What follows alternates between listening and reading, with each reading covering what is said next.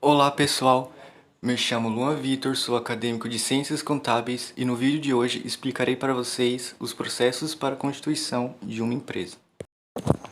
Antes de passarmos para a parte prática, precisamos entender a parte teórica e jurídica, que está explicada na área do direito empresarial. Então, no Brasil, com o novo Código Civil, que é a Lei 10.406 de 2002, ficou estabelecidas as principais fontes do direito civil e comercial, e isso unificou em um único diploma legal. Então, substituiu a teoria dos atos de comércio, que era de matriz francesa, pela teoria da empresa, que era de matriz italiana, assim caracterizando a atividade comercial pela organização das atividades desenvolvidas e não mais por uma lista de atividades específicas. No conceito de empresa, temos que ele pode ser conceituado como atividade econômica organizada de produção e circulação de bens e serviços para o mercado, exercida pelo empresário, em caráter profissional, através de um complexo de bens. O conceito de empresa ele não consta expressamente no Código Civil, mas ele pode ser considerado como atividade econômica organizada para a produção ou circulação de bens ou serviços.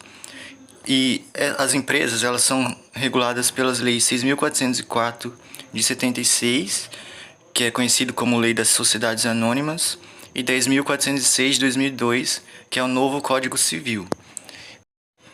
Então, a empresa ela é a atividade exercida pelo empresário e não se confunde com empresário individual ou sociedade empresária, nem mesmo com o local do estabelecimento, já que a empresa, portanto, então, ela é a atividade desenvolvida pelo empresário e não o empreendimento.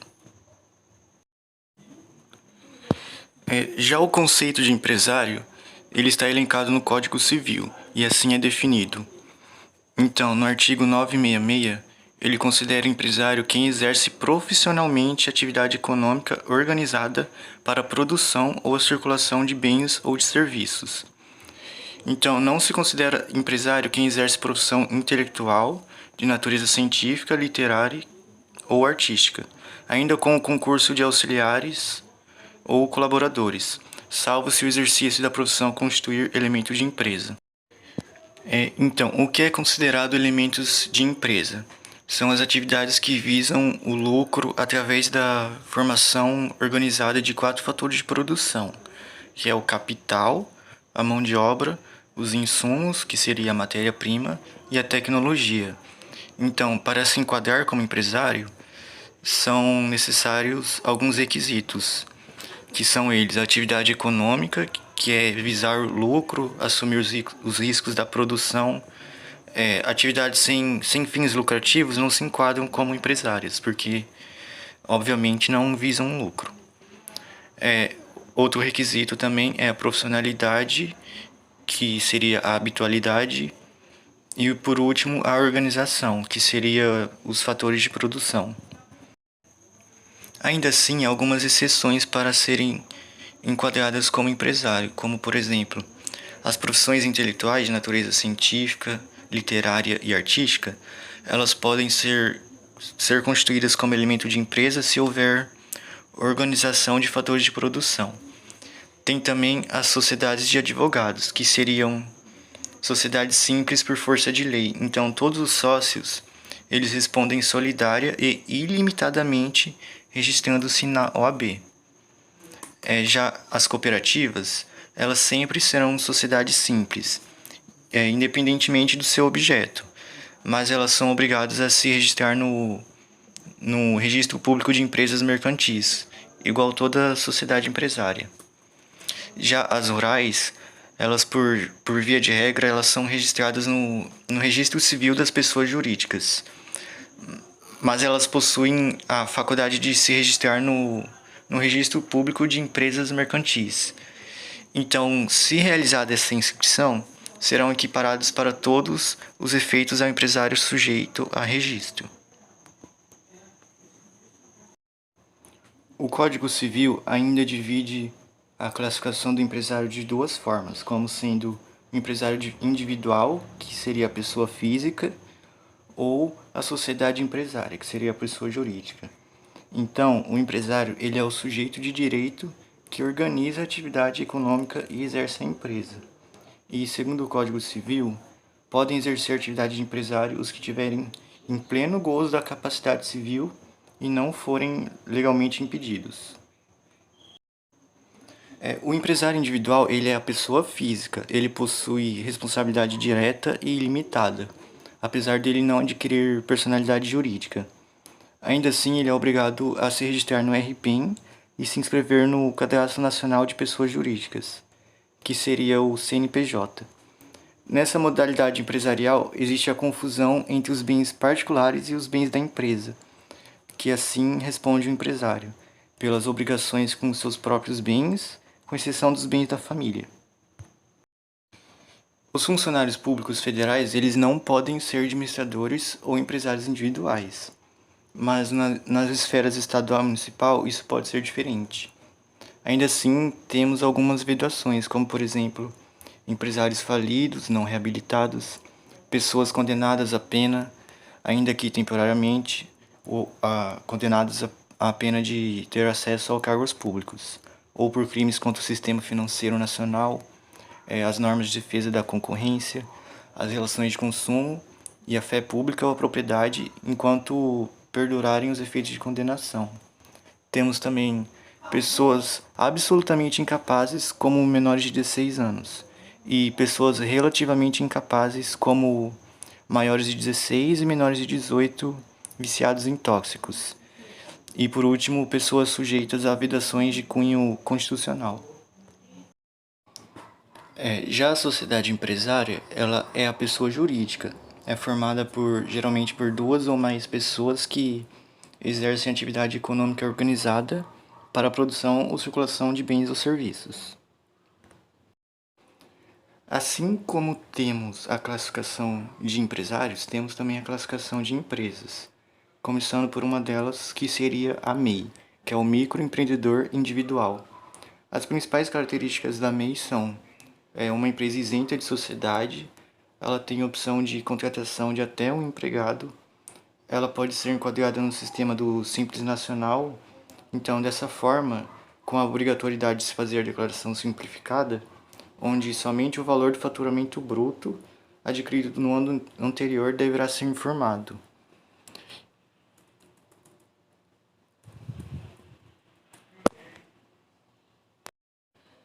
Então, se uma pessoa trabalha por conta própria e fatura até 60 mil por ano, que é o equivalente a 5 mil por mês, também se ela não for sócia ou titular de outra empresa e possui apenas um empregado, ainda que esse empregado seja CLT ou mesmo estudante que exerça um trabalho informal, ela poderá se tornar uma MEI. As sociedades anônimas, elas são normalmente constituídas por uma Assembleia Geral, um Conselho de Administração, um Conselho Fiscal e uma diretoria. Neste caso, elas podem ser denominadas de companhias. Esse modelo de empresa ele é regulamentado no Brasil pela Lei número 6.404 de 15 de dezembro de 1976, que é conhecida como a Lei das Sociedades por Ações. Então, a sociedade anônima, também conhecida como SA, é um tipo de natureza jurídica, sem fins lucrativos e que tem como principal característica a divisão por ações. Neste caso, os sócios são chamados de acionistas e devem ser sempre dois ou mais. Ainda nas SA, elas são divididas em abertas e fechadas. A sociedade anônima de capital fechado, ela é aquela que as ações não são disponibilizadas para comercialização no mercado de bolsa de valores. E já as que possuem capital aberto, elas são aquelas que as ações podem ser negociadas na bolsa de valores ou até mesmo no mercado de balcão fora da bolsa. Mas, no entanto, para uma sociedade anônima nesse formato poder negociar suas ações, ela precisa de uma autorização junto à CVM, que seria a Comissão de Valores Mobiliários, que é um órgão federal vinculado ao Ministério da Economia.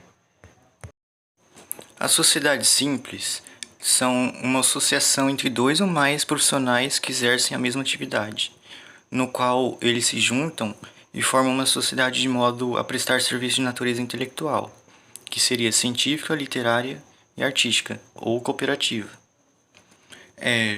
Nesse tipo de sociedade, as empresas elas são unicamente prestadoras de serviços, ou seja, elas não podem efetuar nenhum tipo de atividade de comércio.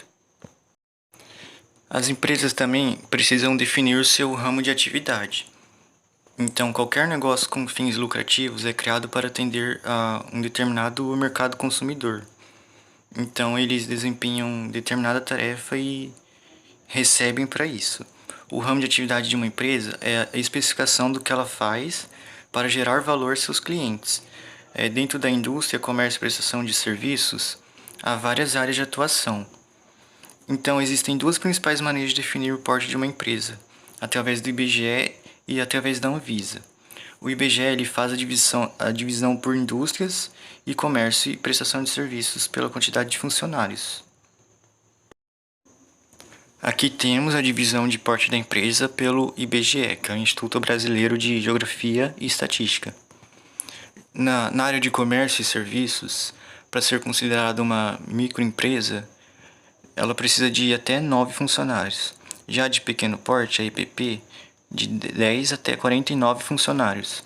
A de médio porte, de 50 até 99 funcionários. E a de grande porte, mais de 100 funcionários. Já na indústria, para ser considerada uma microempresa, precisa de até 19 funcionários. Já na de pequeno porte, de 20 até 99 funcionários. Na de médio porte, de 100 até 499 funcionários. E por fim, na de grande porte, mais de 500 funcionários. Já na classificação da Anvisa, é classificado pelo faturamento bruto anual das empresas. Então, uma microempresa ela precisa faturar até 360 mil no ano, bruto. Na de pequeno porte, entre 360 mil e 4,8 milhões. Na de médio porte, igual ou inferior a 6 milhões. Na de médio porte de grupo 3, entre 6 milhões e 20 milhões. Na de grande porte, grupo 2, entre 20 milhões e 50 milhões. E por fim, na de grande porte no grupo 1, superior a 50 milhões.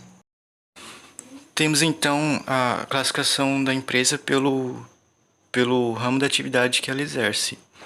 Uma delas é a indústria. As indústrias elas são as empresas que transformam uma matéria-prima em uma mercadoria. O ramo de atividade será definido então pelo tipo de mercadoria que a empresa produz. Um exemplo de empresa pode ser tanto uma gráfica, uma fábrica de móveis ou até mesmo uma fábrica de roupas.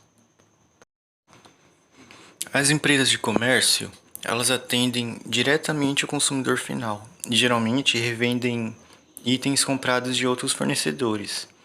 Por exemplo, são lojas de roupas, aquelas que não fabricam, só revendem. Farmácias, supermercados e lojas de produtos naturais. Nas empresas de serviço, elas não vendem produtos, mas sim prestam uma atividade útil ao cliente, que seria o seu serviço. Por exemplo, um táxi, cinema, lavanderia, curso de idiomas, escritório de contabilidade, consultório de dentista. Esses são exemplos de negócios cuja proposta de valor é a prestação de um serviço. Então, finalmente, depois de toda a parte teórica, depois de definido o ramo de atividade e o tipo da empresa, passaremos para os passo a passo de como abrir uma empresa. Eles estão definidos em ordem. O primeiro seria decidir as atividades que a empresa irá exercer, escolher o tipo de empresa, definir o regime jurídico, selecionar o regime tributário, montar o contrato social, levar os documentos na junta comercial, conseguir os alvarás necessários e, por fim, fazer inscrição estadual e municipal se necessário. Então, esses seriam os passos a serem seguidos para constituir uma empresa. E vou explicar agora para vocês cada um deles.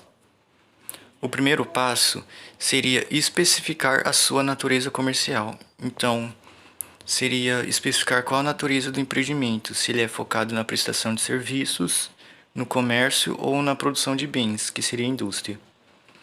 E com isso, o empresário ele irá definir quais produtos e serviços com quais a empresa atuará. O segundo passo vai ser definir o tipo de empresa a ser aberta. Segundo a legislação brasileira, Há diversos tipos de empresa que podem ser constituídas. E essas são elas: a empresa individual de responsabilidade limitada, que é a EIRELI, a microempresa individual, que é a MEI, a sociedade limitada, LTDA, sociedade em nome coletivo, sociedade em comandita simples, sociedade anônima, empresa de pequeno porte, a ZPP, e a microempresa. O terceiro passo é definir o nome, endereço e capital social. Então, após a reflexão sobre o tipo de empresa a ser constituída, pode-se passar para a definição de práticas relativas ao nome empresarial, ao endereço da sede e ao seu capital social. Ao abrir uma empresa, é com o nome empresarial que o empreendedor irá exercer suas atividades e se obrigará perante terceiros. Por isso, é necessário verificar a existência de similaridade entre o nome desejado e empresas já existentes. Então, o nome empresarial, ele identifica o empresário e é protegido a partir do registro da empresa na junta comercial. E o título do estabelecimento, que seria o nome fantasia, ele identifica o ponto da empresa, que é o local de exercício das atividades. Normalmente ele é exposto na fachada do estabelecimento mesmo.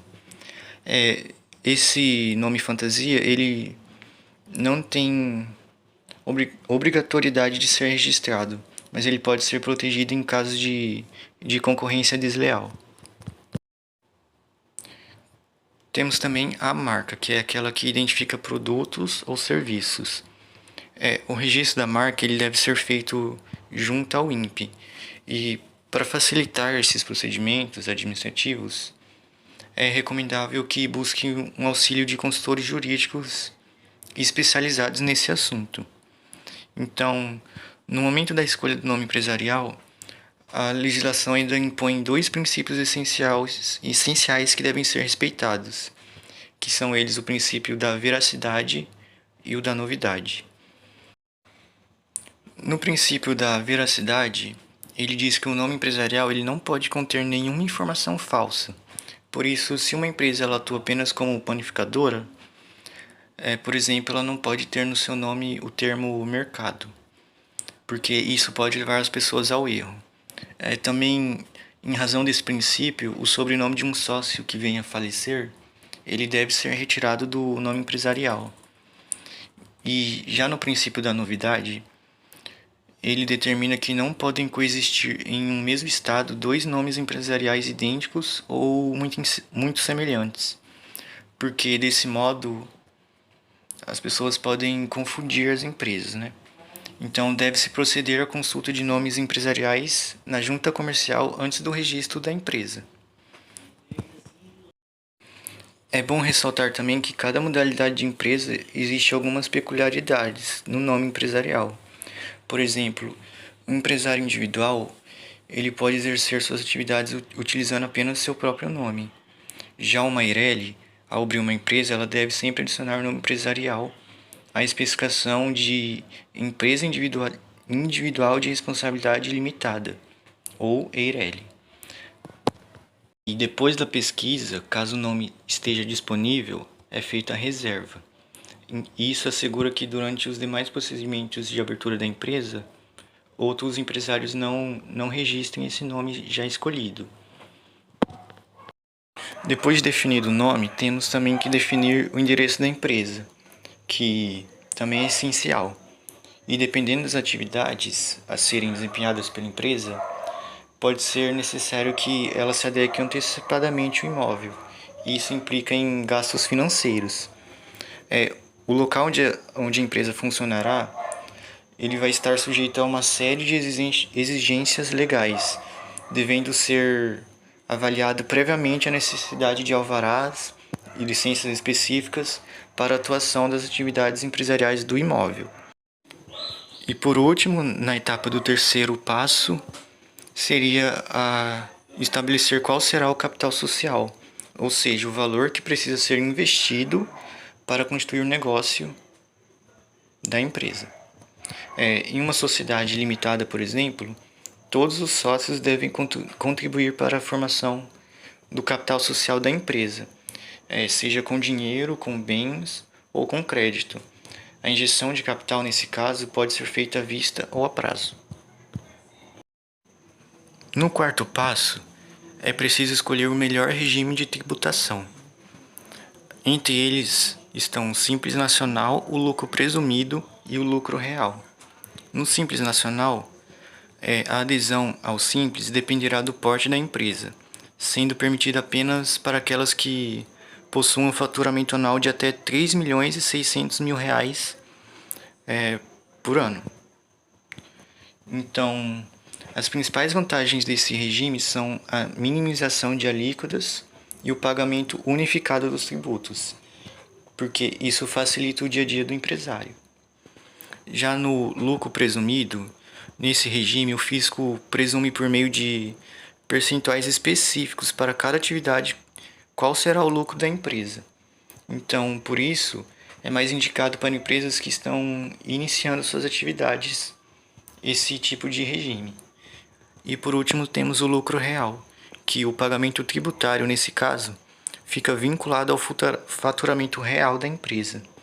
Nesse regime, o principal diferencial é a possibilidade de compensação de prejuízos em outros anos fiscais.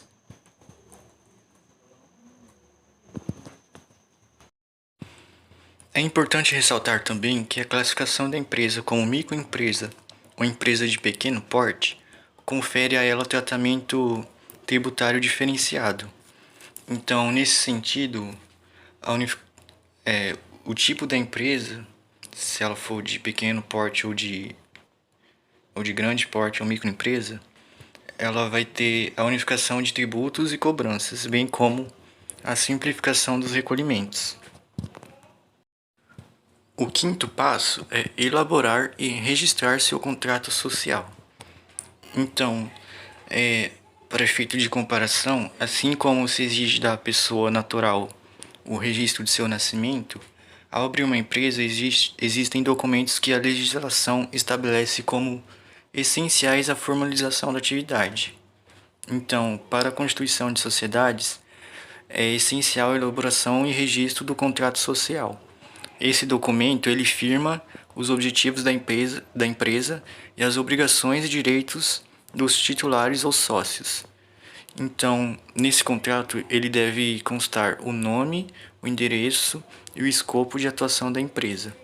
Também o capital social, a relação dos sócios da empresa, as cotas e a participação dos sócios nos lucros e perdas. Então, é fundamental que esse documento seja elaborado e assinado por um advogado. Além disso, a lei exige que o contrato social seja registrado na junta comercial para gerar plenos efeitos. Os empresários individuais, da mesma forma que os MEIs, eles não possuem contrato social, mas eles registram um documento equivalente, que seria o requerimento de empresário. O requerimento de empresário é um documento que substitui o contrato social na formalização das empresas individuais. Ele também deve ser registrado na junta comercial. Então, é importante destacar que o preenchimento desse requerimento ele deve seguir todos os padrões legais, por isso é importante dispor de uma assessoria contábil neste momento. Em geral, além do requerimento, são solicitados a cópia autenticada do RG e CPF do titular. Também é preciso o documento de consulta de viabilidade deferida ou pesquisa de nome empresarial e, por último, o DBE, que é o documento básico de entrada da Receita Federal. Em relação às taxas, normalmente você terá de pagar e apresentar o comprovante, a guia de recolhimento da Junta Comercial e o Cadastro Nacional de Empresas. No sexto passo, é preciso realizar o cadastro da pessoa jurídica, que seria o CNPJ. Então, após o registro do contrato social, é possível obter o CNPJ da empresa junto à Receita Federal. Esse número, obtido a partir desse cadastro, é igual ao CPF para pessoas físicas, já que concede ao empresário uma identidade reconhecida nacionalmente. Então, esse cadastro é essencial para regular o exercício da atividade empresarial. Mas vale enfatizar também que, mesmo que o empresário possua CNPJ, ele não concede necessariamente personalidade jurídica, já que empresários individuais são equiparados a pessoas jurídicas apenas para fins fiscais. O sétimo e último passo é efetuar os demais registros de acordo com a finalidade da empresa. Então, logo após de criar o contrato social, é preciso dar continuidade no processo de abrir a empresa. Então, o empresário ele vai à junta comercial registrar sua empresa. Para isso, ele precisa de alguns documentos, como o contrato social, 3 cópias, o requerimento padrão, que é a capa da junta comercial em uma via, a cópia do RG e CPF do empreendedor e dos sócios, a FCN, que é a ficha de cadastro nacional, com os 2 modelos, uma via. Também o pagamento das taxas e do guia de recolhimento, que é o JC, e do DARF, que é do CNE. Alguns segmentos e prefeituras podem exigir mais documentos além dos obrigatórios. Então, após dar entrada na junta comercial através do site da Receita Federal, o empreendedor receberá o número de identificação de registro de empresas, que é o NIGRE. Essa numeração ela dará entrada na emissão do CNPJ via SEDEX ou na sede da Receita Federal de sua região. A inscrição estadual ela é obrigatória para empresas que atuam com prestação de serviços, operações em comércio e transportes. Esse cadastro também é realizado pela internet. Algumas prefeituras ainda exigem primeiro o alvará de funcionamento, outras exigem a inscrição estadual antes do alvará. E nesse caso, os documentos que devem ser entregues são RG e CPF do empreendedor e dos sócios, a cópia do ato constitutivo, que é obtida quando emitido o contrato social, o DCC, que é o documento complementar de cadastro em uma via, a cópia do CNPJ, o comprovante de contribuição do ISS, o comprovante de residência do empreendedor e dos sócios, original e cópia, a cópia do alvará de funcionamento da empresa, o número de cadastro do contador, o DUC, que é o documento único de cadastros, em 3 vias. E ainda assim, para regular o funcionamento da empresa, serão necessários ainda outros registros em órgãos públicos, que dependerão da atividade a ser exercida pela empresa e do seu enquadramento jurídico. Entre eles estão a autorização da Receita Estadual para emissão de notas fiscais, o registro junto ao Instituto Nacional do Seguro Social, que é o INSS, o alvará de funcionamento, já dito anteriormente, o laudo de órgãos de vistoria, por exemplo, da vigilância sanitária, se for o caso, o alvará do Corpo de Bombeiros, também, se for o caso, e a inscrição da empresa na Secretaria Estadual de Fazenda.